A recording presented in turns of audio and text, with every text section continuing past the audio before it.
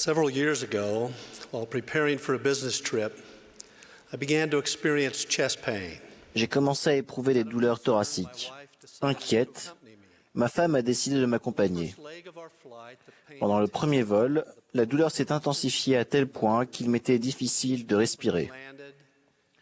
Lorsque nous avons atterri, nous avons quitté l'aéroport et sommes allés à l'hôpital local où, après une batterie d'examens, le médecin qui s'est occupé de moi a affirmé que nous pouvions poursuivre notre voyage sans danger. Nous sommes retournés à l'aéroport et avons pris un vol pour notre destination finale. Pendant la descente, le pilote a pris l'interphone et m'a demandé de me identifier. Un membre de l'équipage s'est approché, a dit qu'il venait de recevoir un appel urgent et qu'une ambulance m'attendait à l'aéroport pour nous emmener à l'hôpital. Nous sommes montés dans l'ambulance et avons été transportés aux urgences. Nous y avons rencontré deux médecins inquiets qui ont expliqué que le diagnostic précédent était erroné et qu'en fait, j'avais une grave embolie pulmonaire, un caillot de sang dans le poumon qui nécessitait des soins médicaux immédiats. Ils nous ont informé que de nombreux patients n'y survivaient pas. Conscients que nous étions loin de chez nous, mais ne sachant pas si nous étions prêts pour des événements aussi bouleversants, les médecins ont dit que s'il y avait quoi que ce soit dans notre vie auquel nous devions réfléchir, eh bien c'était le moment. Je me souviens bien qu'instantanément, ma perspective a totalement changé. Ce qui me semblait si important quelques instants plus tôt avait maintenant peu d'intérêt. Mon esprit s'est enfui des préoccupations de cette vie vers une perspective éternelle. J'ai pensé à ma famille, à mes enfants, à ma femme, et j'ai fini par évaluer ma vie. Où en sommes-nous en tant que famille et individuellement? Notre vie était-elle conforme aux alliances que nous avions contractées et aux attentes du Seigneur?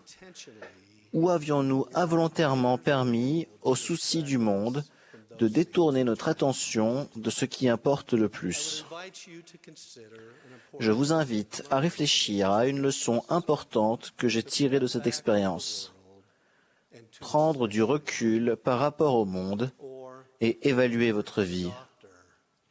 Ou, pour employer les paroles du médecin, s'il y a quoi que ce soit dans votre vie auquel vous devez réfléchir, c'est le moment. Nous vivons dans un monde surchargé d'informations, dominé par un nombre toujours croissant de distractions qui rendent de plus en plus difficile la tâche de trier et de se concentrer sur les valeurs éternelles. Chaque jour, nous sommes bombardés de gros titres captivants présentés par des technologies en évolution rapide. À moins de prendre le temps d'y réfléchir, nous risquons de ne pas nous rendre compte de l'influence de cet environnement trépidant sur notre vie quotidienne et sur nos choix. Nous risquons de découvrir que notre vie est accaparée par les flashs d'informations que l'on voit dans les vidéos et les gros titres criants. Bien qu'intéressants et amusants, la plupart ont peu de rapport avec notre progression éternelle et pourtant, ils façonnent notre vision de la condition mortelle. On pourrait comparer ces distractions profanes à celles du rêve de Léhi. En avançant sur le chemin des alliances, la main fermement agrippée sur la barre de fer, nous entendons et voyons les gens qui se moquent et montrent du doigt depuis le grand et spacieux édifice. Nous n'avons peut-être pas consciemment l'intention de le faire, mais parfois nous nous arrêtons et détournons le regard pour voir quel est tout ce tumulte. Certains d'entre nous peuvent même lâcher la barre de fer et s'en approcher pour mieux voir. D'autres peuvent se perdre entièrement à cause des gens qui se moquent d'eux. Le Sauveur nous adresse cette mise en garde. Prenez garde à vous-même, de crainte que vos cœurs ne s'apesantissent par les soucis de la vie. La révélation moderne nous rappelle que beaucoup sont appelés, mais peu sont élus. Ils ne sont pas élus parce que leur cœur se porte tellement vers les choses de ce monde et aspire tant aux honneurs des hommes. L'évaluation de notre vie nous donne l'occasion de prendre du recul par rapport au monde, de réfléchir à la position où nous sommes sur le chemin des alliances et, si nécessaire, de faire les adaptations nécessaires pour nous agripper fermement et regarder vers l'avant. Récemment, lors d'une réunion spirituelle mondiale pour les jeunes, le président Nelson les a invités à se détacher du monde en s'abstenant des réseaux sociaux pendant 7 jours. Il leur a ensuite demandé aux sœurs, hier soir, de faire de même. Il leur a ensuite demandé de remarquer ce qu'ils ressentent, ce qu'ils pensent, ou même leur manière de penser. Il les a ensuite invités à faire avec le Seigneur une évaluation complète de leur vie, pour s'assurer que leurs pieds sont fermement plantés sur le chemin des alliances. Il les a incités à faire les changements nécessaires en disant « Aujourd'hui est le moment idéal pour changer ». En évaluant ce que nous devons changer, nous pouvons nous poser une question pratique. Comment nous élever au-dessus des distractions de ce monde et garder les yeux rivés sur la vision de l'éternité qui se trouve devant nous? En 2007, dans un discours de conférence intitulé « Bien, mieux, encore mieux », Dallin Oaks a enseigné comment choisir et classer par ordre de priorité les nombreuses exigences conflictuelles du monde. Il a conseillé « Nous devons renoncer à certaines bonnes choses afin d'en choisir d'autres qui sont meilleures ou bien meilleures parce qu'elles augmentent la foi au Seigneur Jésus-Christ et fortifient notre famille. » Fin de citation.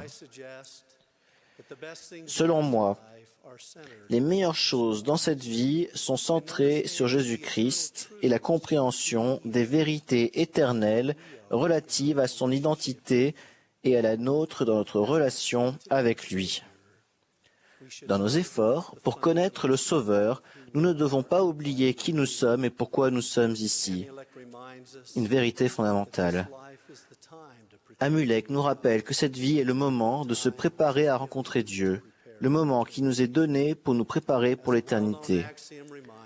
Comme un axiome bien connu nous le rappelle, nous ne sommes pas des êtres humains en train de vivre une expérience spirituelle, nous sommes des êtres spirituels en train de vivre une expérience humaine. La compréhension de notre origine divine est indispensable à notre progression éternelle et peut nous protéger des distractions de cette vie. Le Sauveur a enseigné « Si vous demeurez dans ma parole, vous êtes vraiment mes disciples. Vous connaîtrez la vérité, et la vérité vous affranchira. » Le président Joseph F. Smith a affirmé « La plus grande réalisation que l'humanité puisse atteindre ici-bas est de connaître d'une manière si approfondie et si parfaite la vérité divine qu'aucun être vivant au monde ne puisse, par son exemple ou sa conduite, jamais la détourner de la connaissance qu'elle a obtenue. » Fin de citation. Dans le monde aujourd'hui, le débat sur la vérité a atteint son paroxysme. Tous les côtés revendiquent la vérité comme si c'était un concept relatif ouvert à l'interprétation personnelle. Le jeune Joseph Smith trouvait que la confusion et la lutte étaient si grandes dans sa vie qu'il était impossible de décider d'une manière sûre qui avait raison et qui avait tort.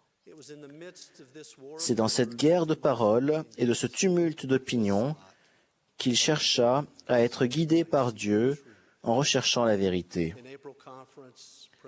Lors de la conférence d'avril, le président Nelson a enseigné, citation, « Pour avoir le moindre espoir de faire le tri parmi les myriades de voix et les philosophies des hommes qui attaquent la vérité, nous devons apprendre à recevoir la révélation. » Fin de citation.